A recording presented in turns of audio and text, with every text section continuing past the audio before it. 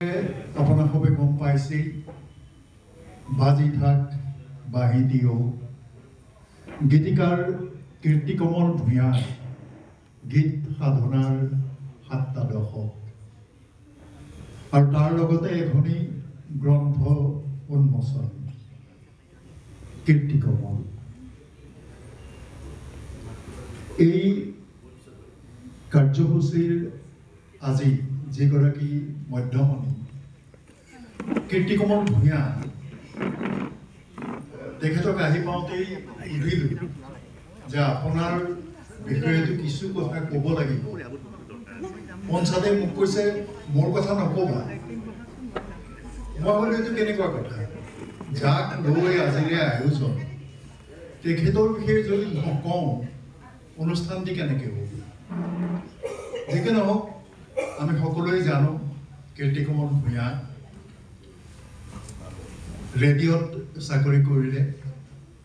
1966 আকাশবাণী গুৱাহাটীত চাকৰিত যোগদান কৰি 2004 চাকৰিৰ পৰা অৱসৰ ল'লে। আৰু কীৰ্তিকমল ভূঞাৰ পৰিচয় কেৱল ৰেডিঅ'ত চাকৰি কৰিছিল সেইটোৱে নহয়, কীৰ্তিদাই কি লিখা নাই একেধাৰে কবি, গীতিকাৰ, নাট্যকাৰ, গল্পকাৰ, উপন্যাসো লিখিছে, ৰেডিঅ'ৰ বাবে অসংখ্য আলেখ্য লিখিছে। আৰু সৰ্বোপৰি কীৰ্তিদা হ'ল এগৰাকী সুদক্ষ অনুবাদক। দুখন নাটকৰ নাম কৰি কীৰ্তিদাৰ অনুবাদ দক্ষতাৰ বিষয়ে আপোনালোক অৱগত হ'ব। এখন হ'ল হেমলেট আৰু আনখন হ'ল প্ৰমেথিউছ। দুইখনেই অত্যন্ত টান নাটক, কিন্তু কীৰ্তিদাৰ অনুবাদত এই নাটক দুখন একেবাৰে সাৱলীল হৈ পৰিছিল। আমিও ৰেডিঅ'ত যিসকলে চাকৰি কৰিছিলোঁ, নয়ন বহি আছে, ইন্দ্ৰ আছে, মেলডিও জানে, অনুবাদৰ যিখিনি কৌশল আমি যিখিনি শিকিছিলোঁ সেইখিনি ৰেডিঅ'ত কীৰ্তিদাৰ পৰাই শিকিছিলোঁ। কীৰ্তিদাই আমাক হাতত ধৰি শিকোৱাৰ নিচিনা অনুবাদ কেনেকৈ কৰিব লাগে সেই কথা শিকাইছিলে। গতিকে এইগৰাকী কীৰ্তিদা ইমানখিনি গুণৰ অধিকাৰী হৈও, আৰু এটা কথা, কীৰ্তিদাৰ ইংৰাজী আৰু অসমীয়া দুয়োটা ভাষাতে সমানেই দক্ষতা। দুয়োটা ভাষা অতি সুন্দৰকৈ লিখিব পাৰে, ক'ব পাৰে।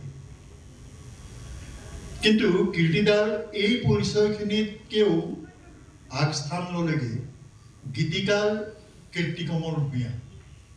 সেই পৰিচয়টো অধিক হৈ পৰিলে। 7টা দশক ধৰি কীৰ্তিদাই গীত লিখিছে। আজি সুধিলোঁ মই, আপুনি গীত কেতিয়াৰ পৰা লিখিছিলে? যে 1958 চনৰ পৰা গীত লিখিছে। তেতিয়া 7ম নে 8ম শ্ৰেণী। তাৰ পৰা এতিয়ালৈকে কীৰ্তিদাই গীত লিখি আছে। অন্যান্য লেখাও কীৰ্তিদাই লিখি আছে। কীৰ্তিদাই এইদৰেই থাকক সদায়। আৰু এইগৰাকী ব্যক্তিৰ ভালপোৱা যিসকল ব্যক্তি, সেইসকলে আজিৰ এই গ্ৰন্থখনত কীৰ্তিদাৰ বিষয়ে কিছু কথা লিখিছে। এইখন কিছু সময় পাছতেই ইয়াত উন্মোচন কৰা হ'ব। এই গ্ৰন্থখনি সম্পাদনা কৰিছে দুগৰাকী কবিয়ে। মুখ্য সম্পাদক হৈছে ৰাজীৱ বৰুৱা, অসমৰ এগৰাকী প্ৰথিতযশা কবি। তেখেতৰ লগতে আছে আন এগৰাকী আমাৰ অতি চিনাকি কবি কুশল দত্ত। এই দুয়োগৰাকীয়ে মিলি এই গ্ৰন্থখনিৰ শুভ উন্মোচন কৰিছে। আমি এই গ্ৰন্থখনিৰ শুভ উন্মোচন কাৰ্যসূচী আৰু তাৰ লগতে আৰু এটি কাৰ্যসূচী কীৰ্তিকমল ভূঞাৰ গীত সাধনাৰ 7টা দশক, কেইটিমান গান অনুপম দা আছে। অনুপম দাৰ পৰিচালনাত সেই গীতকেইটি ইয়াত পৰিৱেশন কৰা হ'ব। এয়া গ্ৰন্থ উন্মোচনীৰ পাছতেই গতিকে আমি এতিয়া লাহে লাহে সভাৰ কাৰ্যসূচীলৈ আগবাঢ়িম।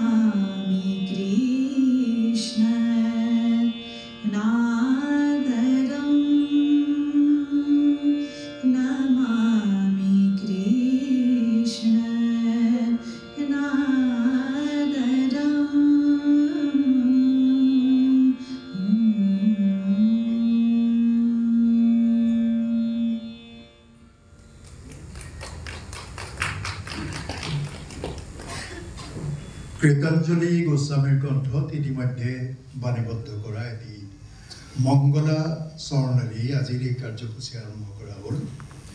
এতিয়া আমাৰ আজিৰ এই অনুষ্ঠানৰ বিশিষ্ট অতিথিদ্বয় ডক্টৰ অমৰজ্যোতি চৌধুৰী আৰু অধ্যাপিকা ডক্টৰ মৃদুলা দাস বাইদেউ ইয়াত আহি আসন গ্ৰহণ কৰিবলৈ অনুৰোধ জনাইছোঁ। তেখেতসকলক আগবঢ়াই আনিব আমাৰ আয়োজক সমিতিৰ সভাপতি স্বপ্ননীল বৰুৱা।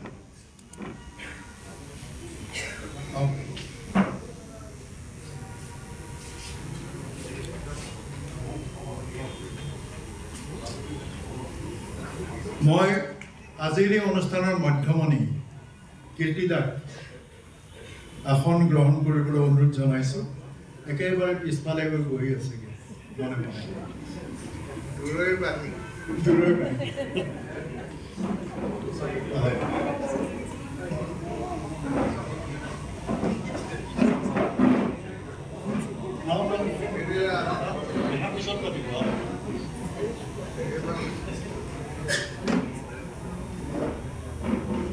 স্বপ্ননীল বৰুৱাক আসন গ্ৰহণ কৰিবলৈ অনুৰোধ জনাইছোঁ। আৰু এইবাৰ সম্বৰ্ধনাৰ অনুষ্ঠান আমাৰ বিশিষ্ট অতিথিদ্বয় ডক্টৰ অমৰজ্যোতি চৌধুৰী দাদা আৰু মৃদুলা দাস বাইদেউ সম্বৰ্ধনা জনাবলৈ কোৱা হৈছে।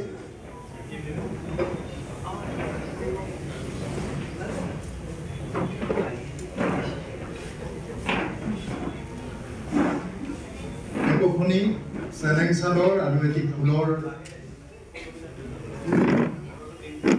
এয়া সম্বৰ্ধনা জনাইছে স্বপ্ননীল বৰুৱাই।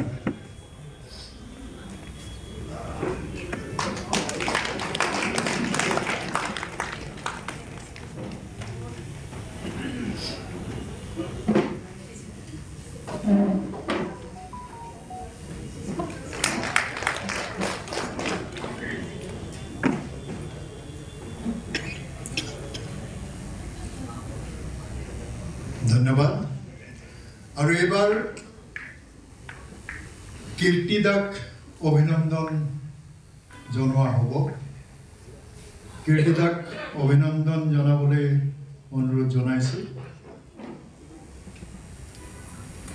স্বপ্ননীল বৰুৱা, মছদ্দৰ হুছেইন, অলক অধিকাৰী, মিফতাউদ্দিন আহমেদ, টিনাত আহিছে নেকি, টিনাত, তন্মনা চৌধুৰী, কুশল দত্ত, হামান আলী, অনুৰূপা ডেকাৰজা, শিলাদিত্য ডেকাৰজা, ছবিন কলিতা প্ৰমুখ্যে আয়োজকসকলকো ইয়ালৈ মাতিছোঁ।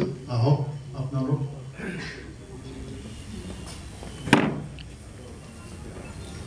এখন এৰী চাদৰ,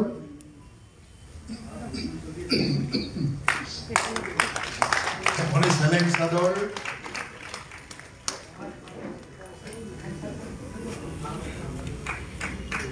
আৰু এটি ফুলৰ তোৰাৰে, সেয়া মিফতাউদ্দিন আহমেদে ফুলৰ তোৰাৰে আদৰণি জনাইছে। আৰু এইখিনিতে আমাৰ IPTA গুৱাহাটী ৰাজ্যিক কমিটি আৰু গোৱালপাৰাৰ পৰা আহিছিলে এটি সংগঠন মুকুতামালা, তেখেতসকলকো আহি কীৰ্তিদাক সম্বৰ্ধনা জনাবলৈ অনুৰোধ জনাইছোঁ। আৰু লগতে অনুৰূপা ডেকাৰজা আৰু শিলাদিত্য ডেকাৰজা,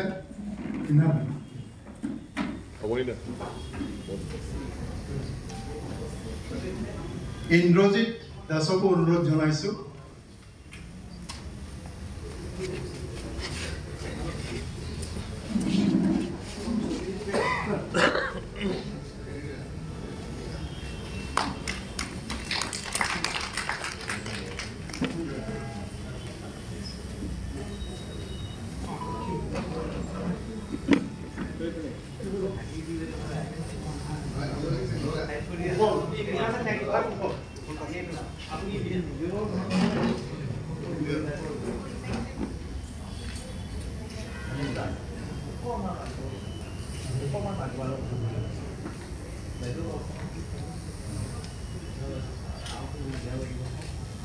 আয়োজক সমিতিৰ তৰফৰ পৰা এখনি মানপত্ৰ কীৰ্তিদাক যচা হ'ব। এখন এতিয়া কুশলে পাঠ কৰি শুনাব। নমস্কাৰ। আজিৰ মধ্যমণি কীৰ্তিকমল ভূঞা ডাঙৰীয়াক সেৱা জনাইছোঁ আৰু সমবেত গুণী জ্ঞানী আটাইলৈকে মোৰ শ্ৰদ্ধা নিবেদন কৰিছোঁ আৰু এই প্ৰশস্তি পত্ৰখন মই পাঠ কৰিব খুজিছোঁ। বাজি থাক বাঁহী তিও গীতিকাৰ কীৰ্তিকমল ভূঞাৰ গীত সাধনাৰ ৭টা দশক প্ৰতি শ্ৰীযুত কীৰ্তিকমল ভূঞা মান্যবৰেশ্বৰ আধুনিক অসমৰ সমাজ জীৱনৰ এগৰাকী উজ্জ্বল ব্যক্তি হিচাপে আপোনাক আজি আমাৰ মাজত পাই আমি অতিকে আনন্দিত আৰু অনুগ্ৰহীত। বিগত প্ৰায় ৭টা দশক জুৰি আপুনি আপোনাৰ সৃজনী প্ৰতিভাৰে অসমীয়া ভাষা সাহিত্য আৰু সংস্কৃতি জগতৰ বিভিন্ন ক্ষেত্ৰলৈ বিবিধ আৰু বিশিষ্ট অৰিহণা আগবঢ়াই আহিছে। আপুনি একাধাৰে কবি, গীতিকাৰ, শিশু সাহিত্যিক, নাট্যকাৰ, গল্পকাৰ, ঔপন্যাসিক, আলেখ ৰচক, অনুবাদক, প্ৰাবন্ধিক, সম্পাদক, আবৃত্তিকাৰ, ঘোষক আদি বহুধা অভিধাৰে ভূষিত। এইবোৰৰ ভিতৰত আপোনাৰ প্ৰথম আৰু প্ৰধান পৰিচয় গীতিকাৰ কীৰ্তিকমল ভূঞাৰ গীতে বিগত অৰ্ধ শতাব্দী জুৰি ঋদ্ধ কৰিছে দেশ বিদেশৰ অগণিত অসমীয়া শ্ৰোতাৰ অনুৰাগক। আজিৰ এই শুভ দিনত আকাশবাণীৰ গীতিকাৰ ৰূপেও স্বৰ্ণ জয়ন্তী বৰ্ষত ভৰি দিলে আপুনি। আকাশবাণীয়ে সৃষ্টি কৰা সমৃদ্ধ সাংস্কৃতিক পৰম্পৰাৰ আপুনি এগৰাকী আদৰ্শ প্ৰতিভূ। আকাশবাণীয়ে সৃষ্টি কৰা সমৃদ্ধ সাংস্কৃতিক পৰম্পৰাৰ আপুনি এগৰাকী আদৰ্শ প্ৰতিভূ। সমাজৰ শুভ পৰম্পৰাসমূহৰ প্ৰতি সততে শ্ৰদ্ধাশীল হৈ মাতৃভাষা আৰু মাতৃ সংস্কৃতিৰ উচিত ৰক্ষাৰ ব্ৰতত ব্ৰতীসকলৰ অন্যতম আপুনি। সাধনাৰ স্বীকৃতি স্বৰূপে বিভিন্ন সময়ত বিভিন্ন ক্ষেত্ৰৰ পৰা আপুনি নানান সন্মানেৰে সন্মানিত হৈ আহিছে। আশা কৰোঁ অনাগত দিনতো আপোনাৰ সৃজনশীল যাত্ৰা ধাৰাবাহিক ৰূপত অব্যাহত থাকিব। সমাগত প্ৰতিটো দিন আপোনাৰ সৃষ্টিৰ আৰু সমৃদ্ধিৰ দিন হওক, লগতে সমৃদ্ধ হওক জাতি। আপোনাৰ সুস্বাস্থ্য আৰু সুদীৰ্ঘ সৃজনশীল জীৱন প্ৰাৰ্থনা কৰিলোঁ। আন্তৰিক প্ৰীতি আৰু শুভকামনাৰে স্বপ্ননীল বৰুৱা সভাপতি, মছদ্দৰ হুছেইন কাৰ্যকৰী সভাপতি, তন্মনা চৌধুৰী সম্পাদক, গীতিকাৰ কীৰ্তিকমল ভূঞা অভিনন্দন সমিতি, প্ৰাগজ্যোতি সাংস্কৃতিক প্ৰকল্প সভাকক্ষ, ২৭ জানুৱাৰী ২০২৫। ধন্যবাদ।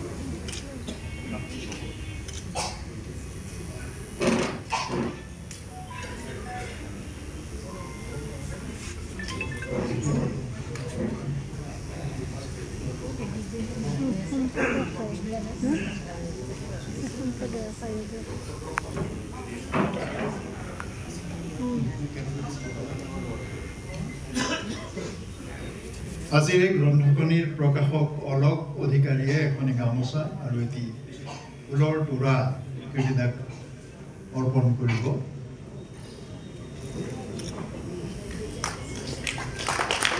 ধন্যবাদ। এইবাৰ আমি গ্ৰন্থ উন্মোচনৰ কাৰ্যসূচীলৈ আগবাঢ়ো। মই মঞ্চলৈ ৰাজীৱ বৰুৱা আৰু কুশল দত্তক আমন্ত্ৰণ কৰিছোঁ আৰু প্ৰকাশক আহিব লাগে।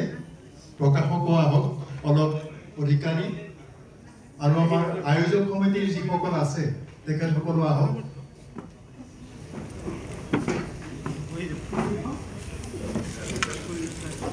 ৰাজীৱ বৰুৱা, আছে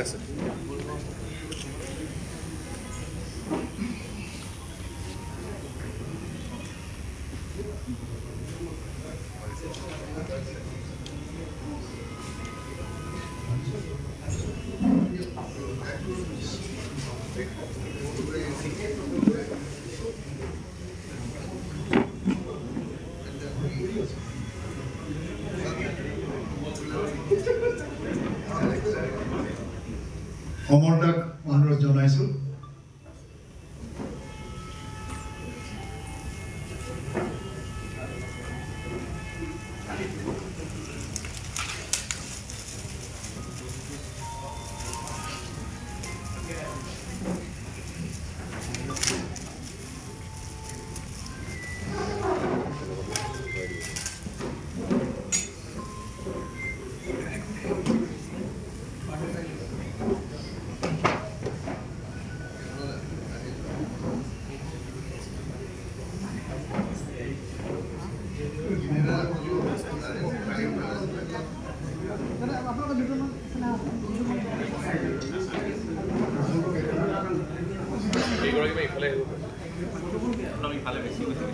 ইফালে আছে অলপ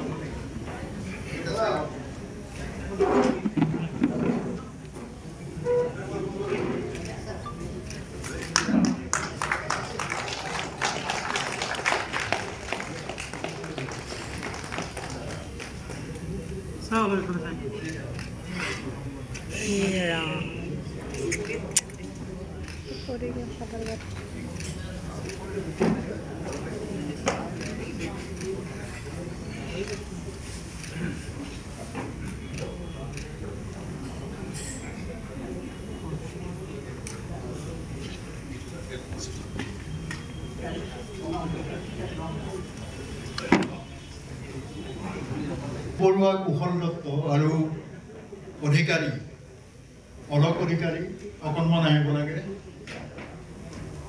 কুশল দত্ত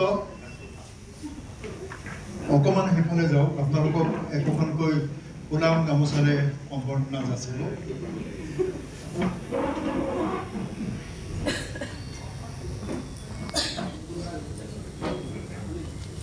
তন্মনা চৌধুৰীয়ে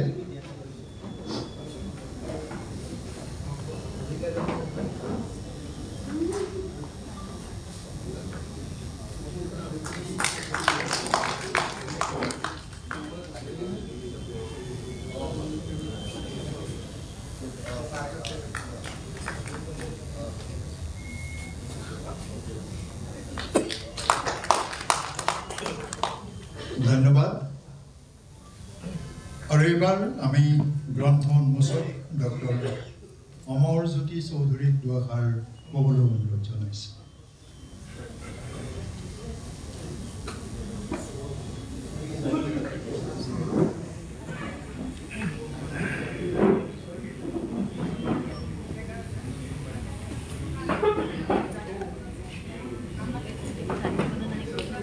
আজি প্ৰসিদ্ধ গীতিকাৰ,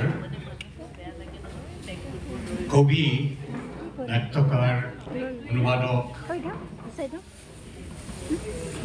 এই সকলোৰে সমাহাৰ কীৰ্তিকমল ভূঞা ডাঙৰীয়াৰ আজিৰ যি সম্বৰ্ধনা জনোৱাৰ অনুষ্ঠান হৈছে, এখন কিতাপৰ উন্মোচন পৰ্বত আমি ইতিমধ্যেই অংশগ্ৰহণ কৰিবলৈ পাই অত্যন্ত আনন্দিত অনুভৱ কৰিছোঁ। ইয়াতে উপস্থিত থকা মোৰ অত্যন্ত শ্ৰদ্ধাৰ মৃদুলা বাইদেউ, মোৰ শিক্ষয়িত্ৰী, তাৰপিছত আজিৰ মধ্যমণি কীৰ্তিকমল ভূঞা ডাঙৰীয়া, এই আয়োজক অনুষ্ঠানৰ সভাপতি স্বপ্ননীল বৰুৱা ডাঙৰীয়া, আজি গোটেইটো অনুষ্ঠান পৰিচালনা কৰা অৱনী বৰা প্ৰমুখ্যে, ইয়াত যিসকল ৰাইজ দেখিছোঁ সকলোকে মই পুনতে ওলগ জনাইছোঁ আজিৰ দিনটোৰ। আৰু এটা আমি ইয়াত সভাঘৰত সোমায়ে অত্যন্ত আনন্দিত অনুভৱ কৰিছোঁ যে এগৰাকী পৰম মিত্ৰৰ আজি এনেধৰণে সম্বৰ্ধনাৰ অনুষ্ঠান হৈছে। আচলতে এই যিটো উদযাপন সমিতিয়ে ইয়াৰ আয়োজন কৰিছে তেখেতসকলে দৰাচলতে এটা জাতীয় কৰ্তব্যৰ পালন কৰিছে গতিকে মই তেখেতসকলক কৃতজ্ঞতা জনাইছোঁ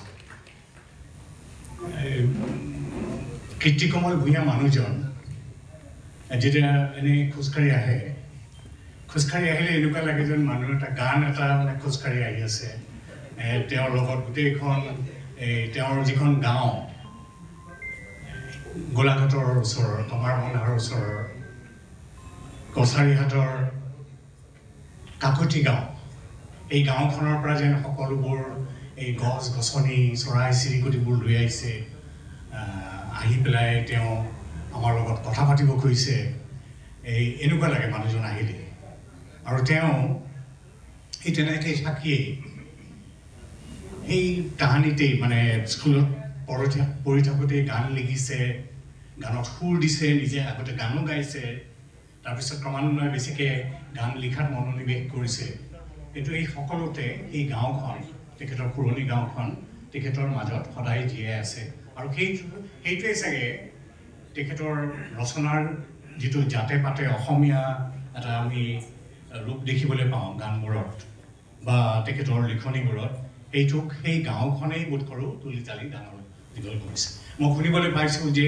এইখন গাঁৱত এটা সময়ত ৰেল আহি আহিল গাঁওখন দুফাল কৰিলে গাঁওখন দুফাল হ'ল কিন্তু সেই ৰেলৰ যিসকল কৰ্মচাৰী আহিছিল তেওঁলোকে নাটকৰ আৰম্ভণি কৰিলে তাত গতিকে সেইখন গাঁৱত হেনো ভাওনাতকৈ নাটক বেছিকৈ চলা হ'ল আৰু সেই নাটকৰ পৰম্পৰাকেই বহন কৰি এই মানুহজন মানে এই তেতিয়াৰ পৰাই নাট্য ৰচনাত মনোনিৱেশ কৰিলে এনেকৈ আহি যেতিয়া আকাশবাণী গুৱাহাটী কেন্দ্ৰত তেখেতে যোগ দিছে কমাৰবন্ধাৰ পৰা আহিছে কিন্তু অত্যন্ত গৌৰৱেৰে আত্মপ্ৰত্যয়েৰে আহি এইখন নিজৰ আসন অধিকাৰ কৰিছে মোৰ মনত আছে যে আমি যেতিয়া 1968 চনমানত মই যাওঁতে অৰুণ দাই